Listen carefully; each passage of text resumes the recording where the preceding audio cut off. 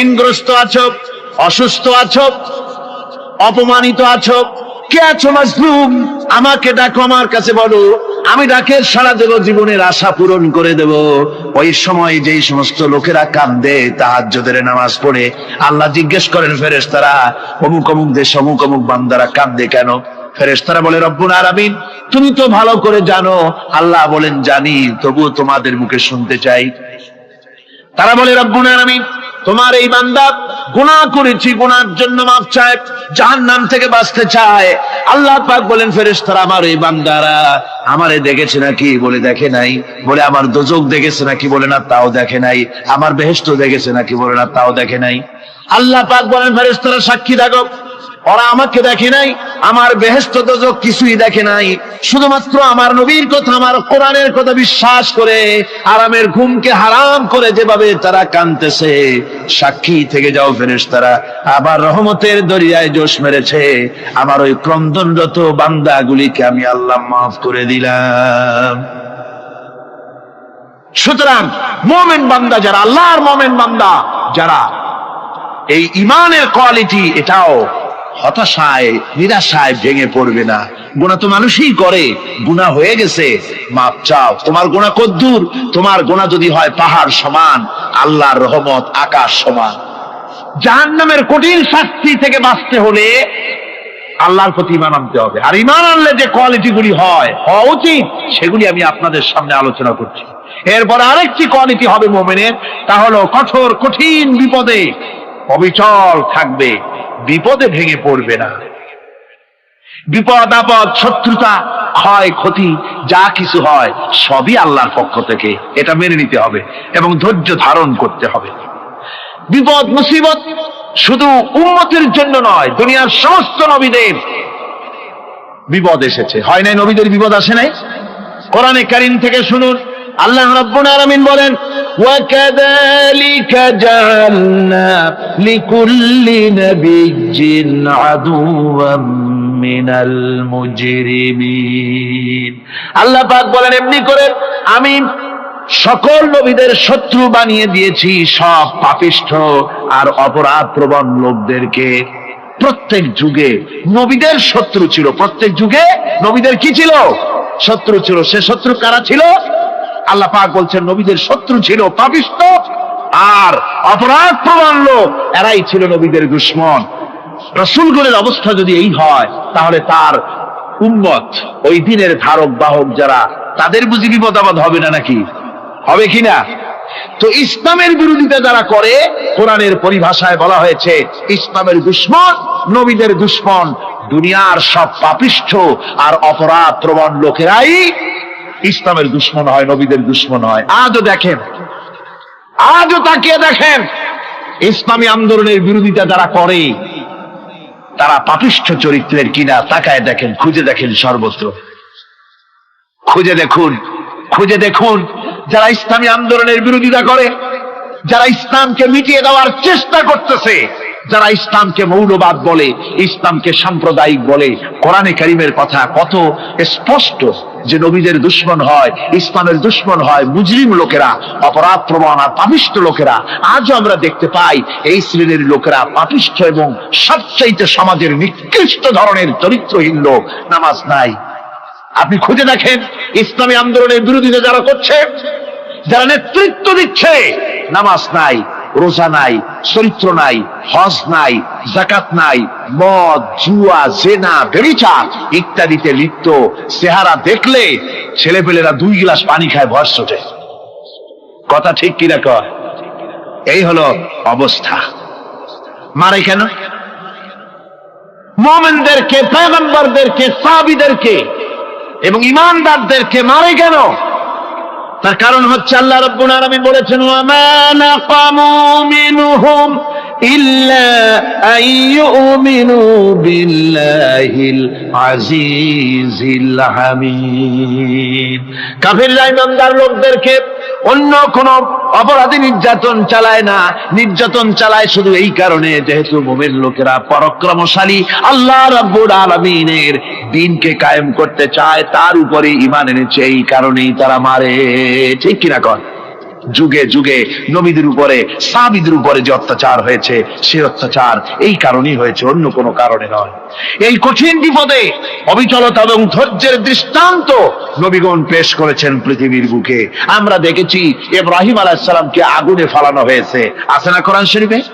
আমি কিন্তু গল্প করতেছি না, সব কোরআনের কথা। কিসের কথা? ইব্রাহিম আলাইহিস সালামকে আগুনে ফালানো হচ্ছে। অপরাধ কি? অপরাধ হচ্ছে হযরত ইব্রাহিম আলাইহিস সালাম দাওয়াত দিয়েছেন লা ইলাহা ইল্লাল্লাহ। জোরে পড়েন লা ইলাহা ইল্লাল্লাহ, লা ইলাহা লা ইলাহা ইল্লাল্লাহ মুহাম্মাদুর রাসূলুল্লাহ। হযরত ইব্রাহিম আলাইহিস সালাম দ্বীনের দাওয়াত দিয়েছেন, এক আল্লাহর দাওয়াত দিয়েছেন, ঈমানের দাওয়াত দিয়েছেন। আর কোন অপরাধ ছিল না। নমরুদ সহ্য করতে পারল না। কোরআনে কারীমের মধ্যে সব কথাগুলি আল্লাহ পাক এই জন্য বিধৃত করেছেন, এই জন্য কোরআনে কারীমের মধ্যে সব কথা উঠায় দিয়েছেন, যাতে করে মুমিনেরা বিপদ আসলে পরে যেন ঘাবড়ে না যায়। ইব্রাহিম আলাইহিস সালামকে আগুনে ফালানো হচ্ছে। ফেরেশতা বলছে, ইব্রাহিম তোমারে আগুনে ফালায় দাও হতেছে, আমার কাছে সাহায্য চাও, আমার কাছে ক্ষমতা আছে, আগুনগুলো উঠাইয়ে নমরুদের বংশ জ্বালায় দেব। হযরত ইব্রাহিম ফেরেশতার কাছে সাহায্য চাইছিলেন নাকি? তিনি বললেন, ফেরেশতা তোমার কাছে সাহায্য কেন চাইব? আমি তো এমন কোন অন্ধ আল্লাহর ইবাদত করি না যেই অন্ধ স্রষ্টা তার গোলামের দুঃখ দুর্দশা না দেখেন। আমি তোমার কাছে সাহায্য চাইব না। হযরত ইব্রাহিম আলাইহিস সালাম পাশ করলেন। কি বলেন, পাশ করছেন না? ঈমানের পরীক্ষায় পাশ। আগুনের মধ্যে হযরত ইব্রাহিমকে যখন ফেলানো হচ্ছে, রব্বুল আলামিন আগুনের প্রতি নোটিশ করে দিলেন, ইয়া নারু কুনি বারদাও ওয়া সালামান আলা ইব্রাহিম।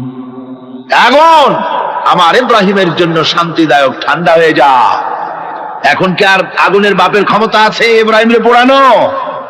আর ক্ষমতা নাই।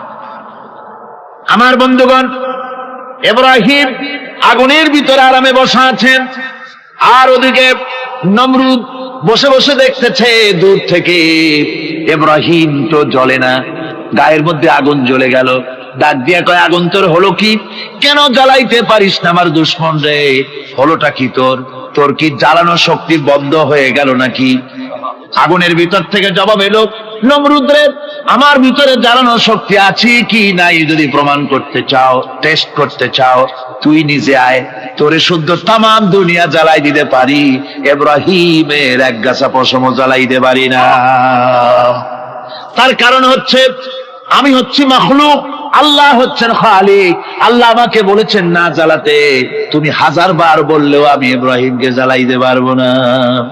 কোরআনে কারিমে ঘটনা বলে মুমিনদেরকে সাহস দেওয়া হচ্ছে, মুমিনেরা দ্বীনের কাজ করতে গিয়ে বিপদ আবাজ আসবে, ঈমানের দাবি হলো বিপদ আসবে, আর বিপদ আসলে ঘাবড়ায় যেও না, মুসিবতে পড়ে চিন্তায় পেরেশানে হয়রান হয়ে যেও না।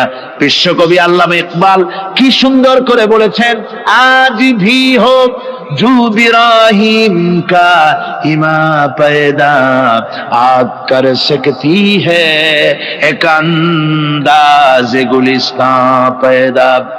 ইব্রাহিমের ঈমান যদি আজিও কোথাও হয় বিদ্যমান, করতে পারেন অগ্নিকুণ্ডে খুবসুরত এক গুলিস্তান। আজও যদি আগুনের ভিতরে কোন নমরুদ কোন ইব্রাহিমকে যদি ফেলে দেয়, আল্লাহ রাব্বুল আলামিন আজও আগুনকে ফুলের বাগান বানায়া দিবেন। সুবহানাল্লাহ। ভয় পাওয়ার কারণ নাই, চিন্তা করার কোনো কারণ নাই। আমার বন্ধুগণ, হযরতে হুদ আলাইহিস সালামকে যখন সমাজের লোকেরা, রাষ্ট্রের লোকেরা ঘিরে ফেলে দিল, সমাজ শক্তি, রাষ্ট্র শক্তি যখন তাকে ঘিরে ফেলে দিল, ষড়যন্ত্রের পাহাড় তুলে দিল, তারে মেরে ফেলে দিবে, হযরত হুদ দেশ থেকে তা পালায় গেলেন না, ভয় পেলেন না। হযরতে হুদ আলাইহিস সালাম বললেন, কোরআনে কারীমে হযরত হুদের কথা কোট করা হলো, ফাকিদুনি জামিআন সুম্মা লা তুনজিরুন। সম্মিলিতভাবে ষড়যন্ত্র করো আমার বিরুদ্ধে, সবাই মিলে ষড়যন্ত্র করো, সুম্মা লা তুনজিরুন, আর আমাকে এতটুকু অবকাশ তোমরা দিও না। ইন্নী তাওয়াক্কালতু আলাল্লাহি রাব্বি ওয়া রাব্বিকুম, আমি ভরসা করেছি সেই আল্লাহর উপরে যার কুদরতি হাতের ভেতরে, যিনি আমাদের রব তোমাদেরও রব, আর যার কুদরতি হাতের ভিতরে তামাম পৃথিবীর জানগুলি যার হাতে, সে আল্লাহর উপরে ভরসা করেছি।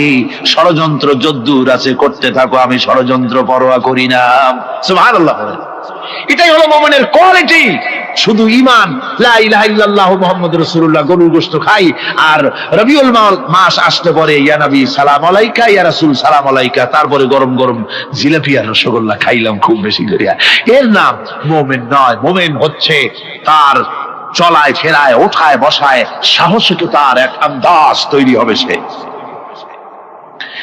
আমার ভাইয়েরা, বিপদে অবিচলতা আমাদেরকে পয়গম্বরেরা শিক্ষা দান করেছেন।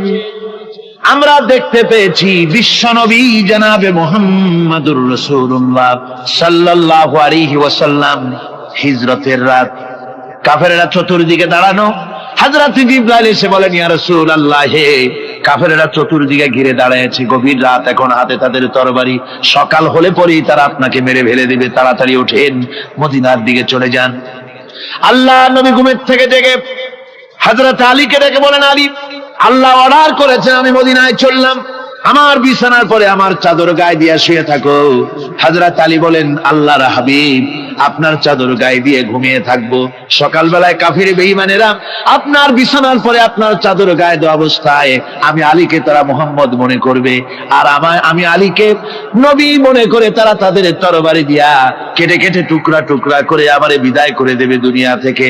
এতটুকু পরোয়া করি না, বরং আমার দিলের মধ্যে এটাই তৃপ্তি থাকবে যে আমি আলীর জীবনের বিনিময় আল্লাহর হাবিব দুনিয়ায় বেঁচে আছেন।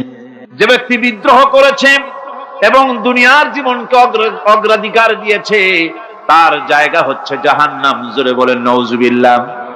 যে ব্যক্তি আল্লাহর সঙ্গে বিদ্রোহ করেছে আর পরকালের জন্য পাথর জোগাড় করে নাই, দুনিয়াকে অগ্রাধিকার দিল, পরকালকে ভুলে গেল, তার জায়গা হলো জাহান্নাম। وَأَمَّا مَنْ خَافَ مَقَامَ رَبِّهِ وَنَهَى النَّفْسَ عَنِ الْهَوَى فَإِنَّ الْجَنَّةَ هِيَ الْمَأْوَى। আর যে ব্যক্তি আপন প্রভুর সামনে উপস্থিত হওয়াকে ভয় করেছে এবং আপন প্রবৃত্তিকে লালসা মুক্ত করেছে, লালসার হাত থেকে রক্ষা করেছে, আল্লাহ রাব্বুল আলামিন কিয়ামতের দিন তার জন্য রেখে দিয়েছেন জান্নাত। তার জন্য কোন জায়গা? জান্নাত। আমাদেরকে পরকাল ভিত্তিক জীবন যাপন যদি করি, তাহলে কবরের জবাবগুলি খুব আসান হবে। আর যদি পরকাল ভিত্তিক জীবন যাপন না হয়, কবরটা মুসিবত হয়ে যাবে।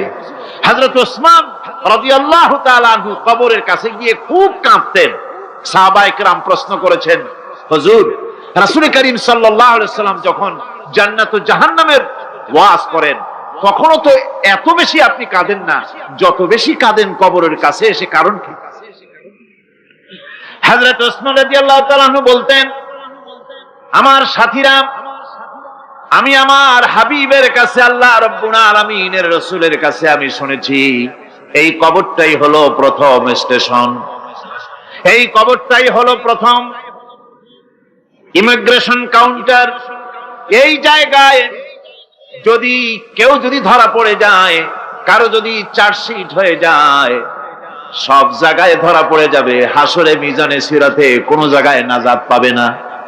আর এই কবরটা যদি কেউ মুক্তি পেয়ে যায়, মিজান সিরাত হাসর সব জায়গা থেকে আল্লাহ তারে ভালোভাবে পার করে দিবেন। এটা হলো আসল জায়গা, মারাত্মক জায়গা, খুব মারাত্মক জায়গা। আমি এটাকে ইমিগ্রেশন কাউন্টার বলেছি আমার ভাষায়। ইমিগ্রেশন কাউন্টার যারা বিদেশ ভ্রমণ করেছেন তারা জানেন।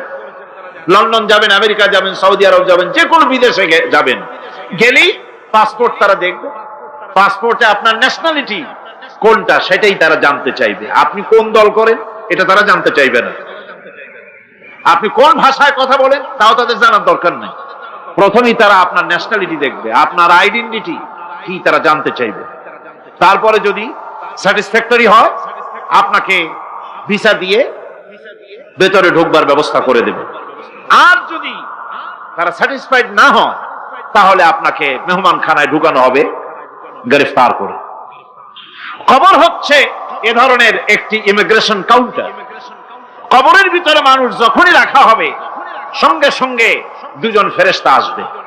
কবরের কাছে যারা এসেছিল দাফন হয়ে যাওয়ার পর এই লোকগুলি 40 কদম যেতে যতক্ষণ লাগে এর মধ্যেই দুজন ফেরেশতা এসে যাবে, এসে জিজ্ঞেস করবে মান রব্বুকা, তুমি কোন দল করতে, ওটা তাদের জানার দরকার নেই। চাকরি কিসে করতেন ওটা জানার দরকার নেই। ব্যবসা করতেন না চাকরি করতেন প্রয়োজন নেই। প্রথমেই জিজ্ঞাসা করা হবে ন্যাশনালিটি, প্রথমেই জিজ্ঞাসা করা হবে তার ন্যাশনালিটি সম্পর্কে, তার আইডেন্টিটিটা কি, এবং সেটাকে সত্যায়িত করার জন্য বোঝার জন্য 3টি প্রশ্ন। প্রথম প্রশ্ন মান রব্বুকা ওয়া মা দীনুকা ওয়া মান নাবিয়ুকা, তোমার রব কে, তোমার দ্বীন কি, তোমার নবী কে। যদি এই ব্যক্তি বেঈমান হয়, মুনাফিক হয়, সে বলবে হায় হাতা লা আদরি, হায় হাতা লা আদরি, জানি না আমার রবকে, আমি জানি না। তোমার দিন কি, দিন কারে কয় বুঝি না। এরপরে আল্লাহর নবী জনাবে মুহাম্মদ রাসূলুল্লাহ সাল্লাল্লাহু আলাইহি ওয়াসাল্লামকে দেখানো হবে, বলা হবে মা কুনতা তাকুলু ফি হাদার রাজুল, এই ব্যক্তি সম্পর্কে তোমার ধারণা কি নিকে, বলবে আমি চিনি না। নাউযুবিল্লাহ। বাস, এরপরে তার যা হবার তাই শুরু হয়ে যাবে। আর যদি বান্দাটা মুমিন হয়, প্রশ্ন করা হবে মান রব্বুকা, জবাব দেবে রব্বি আল্লাহ, আমার রব আল্লাহ রাব্বুল আলামিন। ওয়া মা দীনুকা, দীনুনা ইসলাম, আমার দিন হচ্ছে ইসলাম। এরপরে আল্লাহর নবীকে দেখানো হবে। কয়েক রকমের বর্ণনা আছে, কোন বর্ণনায় আছে হুজুরের আকারে দেখানো হবে অথবা রাসূলকে সরাসরি দেখানো হবে। বলা হবে মা কুনতা তাকুলু ফি হাদার রাজুল, এই লোকটি সম্পর্কে ধারণা কি। মুমিন ব্যক্তি বলবে হাদা নবিয়ুনা মুহাম্মাদুর রাসূলুল্লাহ সাল্লাল্লাহু আলাইহি ওয়াসাল্লাম, ইনি আমার তো সেই নবী মুহাম্মাদুর রাসূলুল্লাহ সাল্লাল্লাহু আলাইহি ওয়াসাল্লাম। আমরা যেন এই রকমের জবাব দিতে পারি, আল্লাহ কবুল করো। সকলে জোরে বলেন আমিন। জবাব হয়ে যাওয়ার পর গায়ব থেকে আওয়াজ আসবে ফাফরিশু বিল জান্নাতি ওয়ালবিসু বিল জান্নাহ, ও আমার ফেরেশতারা আমার এই বান্দাকে জান্নাতের পোশাক পরায়া দাও আর কবরটাকে জান্নাতের বিছানা বিছায়া দাও। জান্নাতের পোশাক পরায় দাও, জান্নাতের বিছানা বিছায়া দাও। ইলা মাদ্দা বাসারিহি, তার চোখের দৃষ্টি যত দূর যায় কবরটা ততটা প্রশস্ত করে দাও। এরপর বেহেশতের পোশাক পরাইয়া বেহেশতের বিছানা বিছায়া ফেরেশতা বলবে নূম কানাউমুল উরুস, ঘুমিয়ে যাও। দুলামিয়া যেমন বাসর সজ্জায় নতুন বউ নিয়ে আরামে ঘুমায়, এরকম আরামে ঘুমায় যাও। ইলা ইয়াউমিল কিয়ামা, কিয়ামত পর্যন্ত ঘুমায় আরামে ঘুমিয়ে থাকবে। এরপরে সিংহায় ফুৎকার হবে, সিংহার ফুৎকারের আওয়াজে তার ঘুম ভেঙে যাবে। বলবে ইয়া ওয়াইলানা মান বা'থানা মিন মারকাদিনা, হায় আফসোস, আমার এত আরামের ঘুম থেকে কে আমাকে জাগ্রত করলো, আমার ঘুমটারে নষ্ট করলো কে। আওয়াজ আসবে হাযা মা ওয়াদার রহমান ওয়া সাদাকাল মুরসালুন, এটা হচ্ছে রহমানের সেই ওয়াদা, আর মুরসালিনরা নবীরা সত্য কথাই বলেছিলেন, সেই কিয়ামত অনুষ্ঠিত হচ্ছে। আমার বন্ধুগণ, সেজন্য এই দুনিয়ার মোহে পড়ে থাকলে পরে দুনিয়ায় যারা অগ্রাধিকার দিবে দুনিয়াকে পরকালের তুলনায়, জবাব দিতে পারবে না কবরের ভিতরে গিয়া। আর যারা পরকালকে অগ্রাধিকার দিবে, দুনিয়ার চাইতে পরকালকে বেশি অগ্রাধিকার দেবে, আর আল্লাহর ভয় কলিজার ভিতরে রাখবে, কবরের জবাব সঠিকভাবে দিতে পারবে, কিয়ামতের দিন আল্লাহ রাব্বুল আলামিন তাদের জন্য জান্নাত দান করবেন। জোরে বলেন আমিন। দুনিয়াটা হচ্ছে দুনিয়া যেখানে আমরা আছি। আমি আগেই বলেছি দুনিয়া হচ্ছে আদনা শব্দ থেকে এর উৎপত্তি হয়েছে। তুচ্ছ, নিকৃষ্ট, এটার দাম নাই, এটার মূল্য নাই। হযরত ইবনে কাইয়িম রাহিমাহুল্লাহ নওয়ারাল্লাহু মারকাদাহু ওয়া জাআলাল জান্নাতা মাথওয়াহু, হযরত ইবনে কাইয়িম তিনি বলছেন, সুন্দর করে বলছেন দুনিয়া সম্পর্কে, মা মাদা ফিদ দুনিয়া আহলামুন ওয়া মা বাকিয়া মিনহা আমানি ওয়াল ওয়াক্তু বাইনাহুমা দাইউন। মা মাদা ফিদ দুনিয়া আহলামুন, জীবনের যে অংশ ফেলে এসেছি সেটা আজ একটা স্বপ্ন। ওয়া মা বাকিয়া মিনহা আমানি, আর জীবনের যে অংশ সামনে বাকি আছে সেটা এখন একটা আকাঙ্ক্ষা। ওয়াল ওয়াক্তু বাইনাহুমা দাইউন, আর এর মাঝখান থেকে সময় সব চলে যাচ্ছে। কত বড় কথা চিন্তা করেছেন? জীবনের যে অংশ ফেলে এসেছি তা আজকে স্বপ্ন, তা আজ কি বলেন? স্বপ্ন। আর সামনে যা আছে সেটা আকাঙ্ক্ষা, আর মাঝখান থেকে সময় সব চলে যাচ্ছে। এরপরে তিনি বলছেন, ওয়ামান ইয়াসহাবিদ দুনিয়া ইয়াকুন মিসলা কাবিদিন আলাল মাই খালাতুহু ফুরুজুল আসাবিঈ। দুনিয়াদারের অবস্থা হচ্ছে এই, কেউ যদি দুই হাতে পানি খামসায় ধরে, দুই হাতে কি ধরছে বলেন? দুই হাতে পানি খামসায় ধরেছে, খুব মজবুত করে ধরেছে, দুই মুঠ পানি। বলেন থাকবে কতটুকু? কতটুকু থাকবে? এক ফোঁটাও থাকবে না। কারণ তার আঙ্গুলের ফাঁক তার সাথে খেয়ানত করবে, আঙ্গুলের ফাঁক দিয়া পানিগুলি সব বেরিয়ে চলে যাবে। সুতরাং দুনিয়া যারা চায় তারা ঠিক পানি খামসায় ধরলে পানি যেমন হাতের ভেতর থেকে খেয়ানত করে চলে যায়, যারা দুনিয়া চায় দুনিয়াও তাদেরকে এভাবে ফাঁকি দিয়ে চলে যায়। তবুও দুনিয়ার মায়া মানুষের এত বেশি। আল্লাহর নবী বলেন, লাউ কানা লি ইবনি আদামা ওয়াদিন মিন যাহাবিন লাহাব্বা ইয়াকুনা লাহু সারিন। এই পৃথিবীতে যদি কাউকে একটা মাঠ ভরে যদি সোনা দেওয়া যায়, লোকটা বলবে রব্বুল আলামিন, আমি যদি আরেকটা মাঠ এরকম সোনা ভরা পেতাম। দ্বিতীয় আরেকটা মাঠ দেওয়া হলে আবার বলবে যদি তৃতীয় আরেকটা মাঠ সোনা ভরে যদি পেতাম। নবীজি বলেন, ওয়ালা ইয়ামলাউ জাওফু ইবনু আদামা ইল্লা তুরাব। মানুষের পেট 3.5 হাত মাটি ছাড়া, কবরের মাটি ছাড়া মানুষের পেট ভরবে না। আরো চাই, আরো চাই, চাওয়ার কোনো শেষ নাই।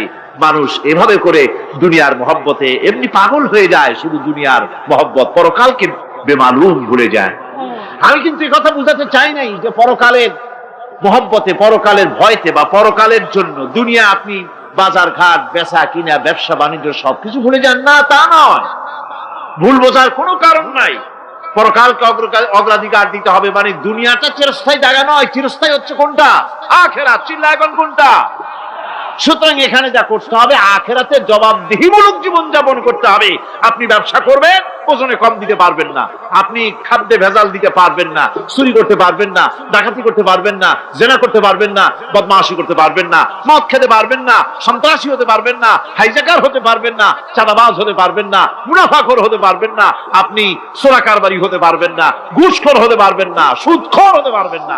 এই সব কাজ পরকালকে বিশ্বাস করলেই এ সমস্ত কাজ থেকে মানুষ বিরত থাকতে পারে। কথা ঠিক কিনা? এটাই হচ্ছে। সুতরাং এই পৃথিবী থাকবে না, এটা কি চিরকাল থাকবে না? এর একটা পরিসমাপ্তি ঘটবে। যেমন করে সারা বছর লেখাপড়া করার পর কলেজে, বিশ্ববিদ্যালয়, মাদ্রাসায়, হাই স্কুলে, সব জায়গায় সারা বছর লেখাপড়া করার পর যেমন পরীক্ষা দেওয়ার একটা দিন আসে, সারা বছর ব্যবসা করার পর হিসাব নিকাশ করার যেমন একটা সময় আসে, সারা মাস চাকরি করার পর বেতন পাওয়ার যেমন একটা দিন আসে, সারা জীবন চাকরি করার পর পেনশন পাওয়ার যেমন একটা সময় আসে, অনুরূপ ভাবে এই দুনিয়া যেদিন শেষ হয়ে যাবে, আল্লাহ নির্ধারিত সময় শেষ হয়ে যাওয়ার পর একটা সময় আসবে যখন আল্লাহ রব্বুল আলামিন সব শেষ করে দিবেন, লন্ডভন্ড হয়ে যাবে, কিছু থাকবে না। কোরআনে কারিমে আল্লাহ সব বলেছেন, কোরআনে সব আল্লাহ বলে দিয়েছেন। আল্লাহ পাক বলেন এই পৃথিবীর সব কেমন ভাবে ধ্বংস হবে তার চিত্র আল্লাহ পাক কোরআনে কারিমে তুলে ধরেছেন। ইদাস সামাউ ফাতারাত ওয়া ইদাল কাওয়াকিবু তাসারাত ওয়া ইদাল বিহারু ফুজ্জিরাত ওয়া ইদাল কুবুরু বু'সিরাত। যখন আকাশসমূহ দীর্ঘ বিদীর্ণ হয়ে যাবে, তারকাগুলি বিক্ষিপ্ত হয়ে ছিটকে পড়বে, আর সমুদ্রগুলি উচ্ছ্বসিত হয়ে পড়বে, কবরগুলি সব তার ভেতরে যা আছে উদ্গীরণ করে দেবে, তারকাগুলি স্থিমিত হয়ে যাবে। এরপরে সমস্ত আকাশগুলি সিজিল্লিল কুতুব, কিতাবের পৃষ্ঠার মতো একটার পরে একটা ঠাস ঠাস করে পড়তে থাকবে, চূর্ণ বিচূর্ণ হয়ে ভেঙে চুরে একাকার হয়ে যাবে। পাহাড়গুলিকে উড়িয়ে দেওয়া হবে, চন্দ্র এবং সূর্য একাকার হয়ে যাবে। আল্লাহ রাব্বুল আলামিন বলেন ফাইদা বারিকাল বাসার ওয়া খাসাফাল কমার ওয়া জুমিআশ শামসু ওয়াল কমার। চক্ষু যখন বিস্ফারিত হয়ে যাবে, চাঁদ যখন তার আলো হারিয়ে ফেলবে, সূর্য যখন তার আলো হারিয়ে ফেলবে, চাঁদ আর সূর্য সব একাকার হয়ে যাবে, সেই সময়ের অবস্থাটা কি চিন্তা করো। মানুষ হয়রান হয়ে দৌড়াদৌড়ি করবে। ওয়াহুমিলাতিল আরদু ওয়াল জিবালু ফাদুক্কাতা দাক্কাতান ওয়াহিদা। জমিন এবং পাহাড়গুলির মধ্যে আল্লাহ রাব্বুল আলামিন সংঘর্ষ বাঁধিয়ে দিবেন, পাহাড়গুলি ভেঙে চুরে টুকরা টুকরা হয়ে যাবে, পাহাড়গুলি উঁচু করে জমিনের উপরে আছাড় মেরে আল্লাহ রাব্বুল আলামিন ভেঙে চুরে চুরমার করে দিবেন। সুবহানাল্লাহ। ওয়া তাকুনুল জিবালু কালইনিল মানফুস। পাহাড়গুলো পেঁজা ধোনা তুলার মতো করে উড়িয়ে দেওয়া হবে, পাহাড় উড়ে যাবে। সুবহানাল্লাহ। পাহাড় পাথরের তৈরি করা পাহাড়, এই পাহাড়গুলি তুলার মতো হয়ে উড়বে কিভাবে? আমি এই দৃশ্য নিজের চোখে কিছুটা হলেও দেখছি। আজ থেকে 10 দিন আগে আমি ইতালি সফর করে এসেছি। ইতালির রাজধানী রোম। রোম প্রাচীন সভ্যতার লালন ভূমি। কোরআনে কারিমে সূরায়ে রোম রয়েছে, এই রোম সেই রোম। এখানের বাদশার কাছে রাসূল করিম সাল্লাল্লাহু আলাইহি সাল্লাম হেরাক্লিয়াসের কাছে চিঠি পাঠিয়েছিলেন, সেই রোম। 12 থেকে 15,000-এর মতো বাংলাদেশি মুসলমান সেখানে আছে। জুমার দিন, যেদিন আমি গেলাম তার পরের দিনই জুমা ছিল। জুমার নামাজ পড়লাম ভ্যাটিকানের কাছেই বিশাল মসজিদ, ইউরোপের ভিতরে সবচেয়ে বড় মসজিদ এটা। রোম ইসলামের দুশমনদের রাজধানী। সেইখানে যখন আযান হচ্ছে আশহাদু আন্না মুহাম্মাদার রাসূলুল্লাহ, আমার অনুভূতির কথা আপনাদেরকে বোঝাতে পারবো না, কি অনুভূতির সৃষ্টি হয়েছে আমার ভেতরে। ভ্যাটিকানের পোপ এক পাশে, কিছু দূরেই ভ্যাটিকান, ওটা হচ্ছে গোটা পৃথিবীর সমস্ত খ্রিস্টানদের কাবা, ভ্যাটিকান। তার পাশেই বিশাল মসজিদ, সেখানে নামাজ পড়লাম। চিন্তার ভেতরে আসলো আল্লাহ রাব্বুল আলামিন তার হাবিবের নাম, তার তাওহীদ, তার রিসালাতকে কিভাবে বিশ্বময় ছড়িয়ে দিলেন। আবু জাহেল চাইছিল মুহাম্মদ সাল্লাল্লাহু আলাইহি ওয়াসাল্লামকে স্তব্ধ করে দেবে মক্কার জীবনেই। কত বদনাম, সাহের, কাহেন, কাযযাব, শায়ের, নাউযুবিল্লাহি মিন যালিক, কত গালাগালি করলো। আর আল্লাহ শোনালেন, হাবিব চিন্তার কোনো কারণ নাই, ওয়ারাফা'না লাকা যিকরাক, আমি আপনার প্রশংসা বিশ্বময় ছড়িয়ে দেব। সুবহানাল্লাহ ওয়া বিহামদিহি।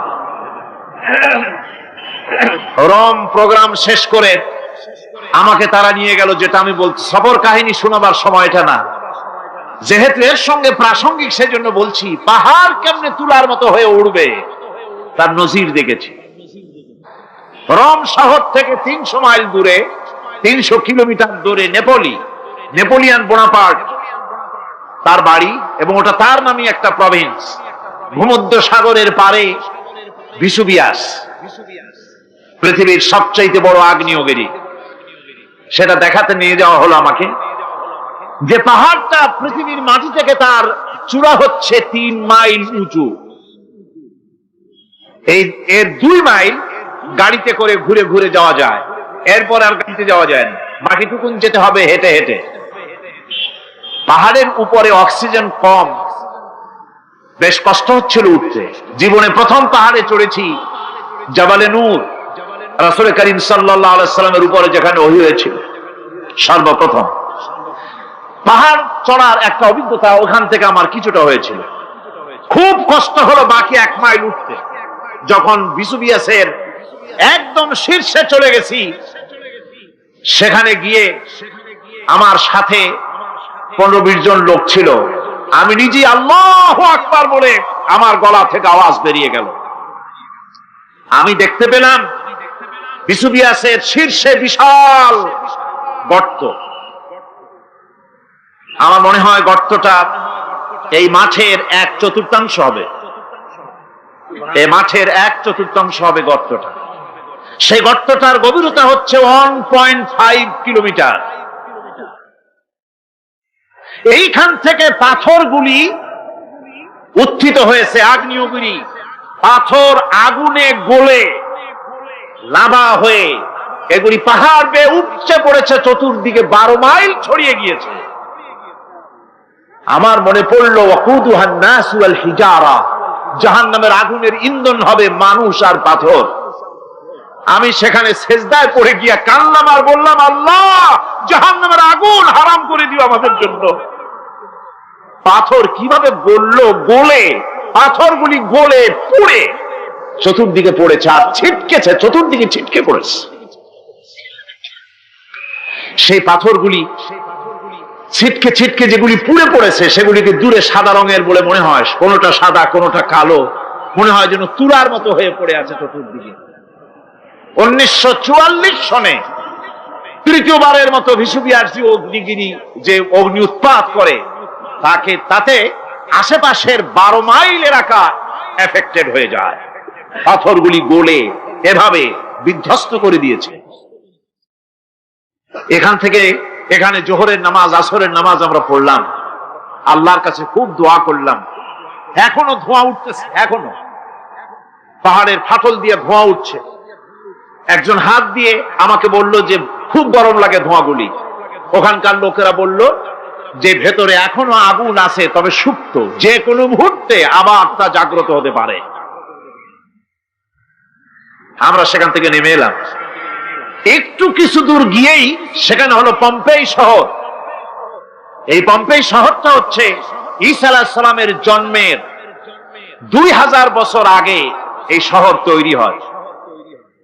ঈসা আলাইহিস সালামের জন্মের 179 বছর পর ভূমিকম্প হয়। সেই ভূমিকম্পে গোটা পম্পেই শহরটা পৃথিবীর মানুষের চোখের আড়াল হয়ে যায়, ধ্বংস হয়ে যায়, মাটির তলায় গরক হয়ে যায়। আজ থেকে 200 বছর আগে মাটি খনন করতে গিয়ে এই শহর আবিষ্কৃত হয়। পুরা শহরটা খুঁড়ে তারা বের করেছে। 180 হেক্টর জমিনের উপরে এই বিশাল শহর। ঘুরে ঘুরে দেখলাম, গাড়ি চলে না সেখানে, পায়ে হেঁটে দেখতে হল। প্রশস্ত রাস্তা। আজ থেকে 4000 বছর আগের মানুষেরা রাস্তা বানাতে জানতো পাথর দিয়ে, এবং রাস্তার দুধারে তাদের ছিল ফুটপাথ, পানির ব্যবস্থা, নগরায়নের সব রকমের সুযোগ সুবিধা। তারপরে সেখানে বিচারালয়, এরপরে দোকানপাট, বাজার ঘাট, সবকিছুর ব্যবস্থা রয়েছে। বিশাল বিশাল পাথরগুলি দিয়ে পিলার তৈরি করা। ভাবলাম এই পিলারগুলি, এই পাথরগুলি তারা কিভাবে ক্রেন ছাড়া এত উপরে উঠালো কি করে, আমার মাথায় আসলো না। পাথর কেটে কেটে সুন্দর সুন্দর অঙ্কন শিল্প তারা করেছে। এরপরে ঘুরতে ঘুরতে বাদশার রাজার বাড়িতে গিয়ে ঢুকলাম, সেখানে গিয়ে দেখলাম উলঙ্গ এত মূর্তি পাথরের তৈরি করা, পাথর কেটে কেটে দেওয়ালে যৌন মিলনের এমন কোন অশ্লীল ছবি নাই যা তারা সেখানে তৈরি করে নাই। উলঙ্গ মূর্তি আর উলঙ্গ যৌন মিলনের অসংখ্য ছবি দিয়ে এই এলাকা ভরা। তখন আমি বুঝলাম আল্লাহর গজব হওয়ার কারণটা কি, এই শহরটা মাটির নিচে ভরক হয়ে যাওয়ার কারণটা কি। আল্লাহ পাক জেনা ব্যভিচার যে দেশে বেশি হয় আল্লাহ পাক বরদাস্ত করে, দুশ্চরিত্র যে দেশের মানুষ দুশ্চরিত্র হয়ে যায়, জেনা ব্যভিচার বেশি হতে থাকে, আল্লাহ হরক করে দেন, গজব দেন। এই গজব এক এক সময় এক এক রকমের হয়ে আসে, কখনো মাটির নিচে দাবায় দেয়, কখনো মহামারী, কোন দেশে কলেরা, কোন দেশে জলোচ্ছ্বাস, কোথাও ভূমিকম্প, আর সর্বশেষ এই জেনা ব্যভিচারের জন্য আল্লাহ পাকের চূড়ান্ত এই যৌনতার অশ্লীলতার জন্য চূড়ান্ত গজব বর্তমান বিশ্বের জন্য এইডস। আল্লাহ পাক এই গজব দিয়েছে। বন্ধুগণ, আমি সেই জায়গা, আমি সেখানে যা দেখলাম যে আল্লাহ পাক পাহাড়গুলিকে কিভাবে উড়াবেন এটা অস্বীকার করার কোন উপায় নাই, বিশ্বাস তো করতামই। তবে হযরত ইব্রাহিম আলাইহিস সালাম যেমন বলেছিলেন, রব্বি আরিনি কাইফা তুহিল মাউতা, আয় আল্লাহ তুমি মরাকে চিন্তা করবা কেমনে? আল্লাহ পাক বলেন আওয়ালাম তুমিন, তুমি বিশ্বাস করো না? ইব্রাহিম আলাইহিস সালাম বললেন বালা, অবশ্যই বিশ্বাস করি, ওয়ালাকিন লিয়াতমাইন্না কলবি, যদি চোখে দেখতাম তাহলে আমার অন্তরাত্মা খুব ঠান্ডা হতো। আল্লাহ রাব্বুল আলামিন চোখে দেখায় দিলেন জিন্দা কেমনে মুর্দা হবে, মুর্দা কেমনে জিন্দা হবে, আল্লাহ দেখায় দিলেন। পাহাড় উড়ায় দিবেন আল্লাহ রাব্বুল আলামিন। একথা কলিজার মধ্যে তার উপর ঈমান বিশ্বাস, কিন্তু আল্লাহ চোখে দেখাইছেন, ঈমান আরো মজবুত হয়েছে, যা ছিল আরো মজবুত হয়েছে। সুবহানাল্লাহ। আল্লাহর ভয়তে কলিজা কেঁপেছে। আমি পাহাড়ের উপরে কেঁদেছি, যার যার হয়ে কেঁদেছি। বন্ধুগণ, আল্লাহ সুবহানাহু ওয়া তাআলা এই জন্য বলেছেন কুল সিরু ফিল আরদ, আমার জমিন ঘোরো, ভালো করে দেখো, কাইফা কানা আকিবাতুল মুকাজ্জিবিন, মহাসত্যকে যারা অস্বীকার করেছে তাদের পরিণতি আমি কি করে দিয়েছি, এগুলি চোখে ভালো করে তাকায় দেখো। আমার বন্ধুগণ, সুতরাং এই পৃথিবীর অবসান হবে, এই পৃথিবী ধ্বংস হবে, এই পৃথিবী চূড়ান্ত ভাবে শেষ হয়ে যাবে। হ্যাঁ, আরেকটি কথা বলতে হয়, সেটা হচ্ছে যে এই রোম থেকে আর একটু দূরে 900 মাইল দূরে হচ্ছে সিসিলি, 900 মাইল দূরে। সেখানে এই সিসিলি মুসলমানেরা শাসন করেছিল 350 বছর। সেই সিসিলিতে রয়েছে 360টা মসজিদ মুসলমানদের করা। সমস্ত মসজিদগুলি আজ তালা বন্ধ, একটা মসজিদও খোলা নাই। সেখানকার মুসলমানেরা ওয়াজ শুনতে এসেছিল রোমে। আমি তাদের জন্য পরামর্শ দিয়েছি যে গভর্নমেন্টের কাছে তোমরা দাবি জানাও যে অন্তত একটা মসজিদের দরজা আমাদের জন্য খুলে দাও। রোমের অবস্থানরত প্রবাসী বাংলাদেশি মুসলমানেরা আমাকে বলেছে, তাদের অনেকের বাড়ি চট্টগ্রামেও আছে, আমাকে বলেছে তাদের চোখে পানি আসছে বলার সময় যে চিরময় তাফসীর মাহফিল যখন আসে কলজাটা কাঁদতে থাকে যাওয়ার জন্য। তো যাওয়া তো সম্ভব না এত দূর থেকে, আমাদের সালাম বলে দিবেন যত লোক আসবে, আর আমাদের জন্য দোয়া করতে বলবেন যেন এই রোমের ভিতরে আমরা ইসলামের আদর্শের ভিত্তিতে আমরা যেন চলতে পারি। আপনারা দোয়া করুন তাদের জন্য। ভাইরা আমার, এই পৃথিবী একদিন পরিসমাপ্তি ঘটবে এবং আল্লাহর দরবারে আমাদেরকে উঠতে হবে এবং সেখানে আমাদের বিচার হবে। সেখানে আমাদের কি হবে? বিচার হবে। আল্লাহ পাক বিচারটাকে নির্ভুল করার জন্য, সঠিক করার জন্য প্রত্যেকের গলায় আমলনামা ঝুলায় রাখছে, এখানে রেকর্ডের ব্যবস্থা করা হয়েছে।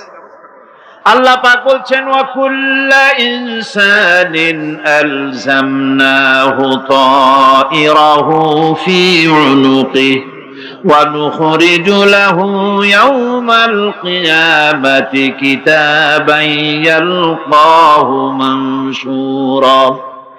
আল্লাহ পাক বলেন প্রত্যেকের ভালো মন্দ কর্মফল, কর্মলিপি আমি তার গলায় ঝুলায় রেখেছি।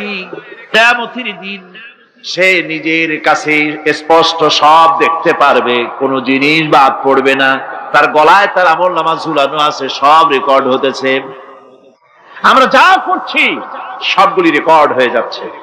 বর্তমান বিজ্ঞানীরা আবিষ্কার করেছে যে মানুষের শরীরের ভিতরে ডিএনএ আছে, রক্তের ভিতরে ডিএনএ, এটা একটা কোডর। মানুষের রক্তের ভিতরে ডিএনএ আছে, যেমন তার ব্রেনের ভিতরে কতগুলি কোষ আছে, এক একটা কোষ এক এক ধরনের কাজ করে, অনুরূপ ভাবে তার শরীরের ভিতরে রক্তের ভিতরে ডিএনএ আছে। এই ডিএনএটা কি? এই ডিএনএটা হচ্ছে, এই ডিএনএ একটা কম্পিউটারের মতো কাজ করতেছে। লোকটা কি করবে, কোথায় যাবে, সে ভালো হবে মন্দ হবে কি হবে, সব তার ডিএনএর মধ্যে রেকর্ডকৃত আছে। এটা বোঝার জন্য একটা সুন্দর দৃষ্টান্ত দেওয়া যায়। যেমন এই কাগজটাকে আপনারা মনে করুন একটা গাড়ির একটা ব্লুপ্রিন্ট, একটা গাড়ির ব্লুপ্রিন্ট। এখানে লেখা আছে গাড়ি কিভাবে তৈরি হবে। এই কাগজটা নিয়ে ঘরের মধ্যে রেখে দিলেন, এখন এই কাগজটা থেকেই অটোমেটিক গাড়ির উইন্ডো তৈরি হলো, শিল তৈরি হলো, গাড়ির বডি তৈরি হলো, চেসিস তৈরি হলো, টায়ার তৈরি হলো, ইঞ্জিন তৈরি হলো, ব্যাটারি তৈরি হলো, পেট্রোল নিল, আর কোন রকমের ড্রাইভার ছাড়াই গাড়ি চলতে আরম্ভ করলো। এই কথাটা যদি মনের মাথার মধ্যে আনতে পারেন যে এটা কিভাবে হইতে পারে, এতে লেখা অনুযায়ী যেভাবে হওয়া যদি সম্ভব হয়, অনুরূপ ভাবে মানুষের রক্তের ভিতরে ডিএনএ এরা আবিষ্কার করেছে। এর ভিতরে মানুষের ভালো মন্দ, কোথায় যাবে কি করবে, সবকিছু এর মধ্যে রয়েছে। কোরআনে কারীমে আল্লাহ রাব্বুল আলামিন, আমি গত বছরও বলছিলাম যে বিজ্ঞানের আবিষ্কার যত বাড়বে কোরআন বোঝা মানুষের জন্য তত সহজ হবে। কোন সুবহানাল্লাহ। কোরআন বোঝা মানুষের জন্য তত সহজ হবে। সুতরাং মানুষের গলার সাথে আল্লাহ পাক বলছেন যে একটা আমল নামা আমি ঝুলাই দিয়েছি তার গলার সাথে, সে যা করতেছে ওখানে সব লিপিবদ্ধ হচ্ছে, কম্পিউটারাইজড, কম্পিউটারের মতো এগুলি সব গ্রহণ করতেছে। এগুলি কিয়ামতের দিন তার সামনে হাজির করা হবে। কিয়ামতে যখন আমল নামা তার সামনে দিয়ে বলা হবে, ইকরা কিতাবাকা কাফা বিনাফসিকাল ইয়াওমা আলাইকা হাসিবা, তাকে বলা হবে নিজের কর্মলিপি নিজেই পড়ো, আজ তুমি তোমার নিজের হিসাব নিতে যথেষ্ট। বন্ধুগণ, এই মাহফিলে যত লোক আমরা বসে আছি, আমরা আমাদের হিসাব নিতে যথেষ্ট না আরেকজন লাগবে? কোন আমরা যথেষ্ট কিনা? কথা বোঝেন নাই। আমি বলতে চেয়েছি এটা, আমরা যদি এখন চোখ বুঝে চিন্তা করি যে পিছনের জীবনে কি করেছি, মনে পড়বে নাকি পড়বে না? বলেন সবাই, পড়বে কি পড়বে না? ছোটবেলায় কবে পায়ের নিচে কাঁটা ফুটেছিল, কবে কোথায় আছাড় খেয়েছি,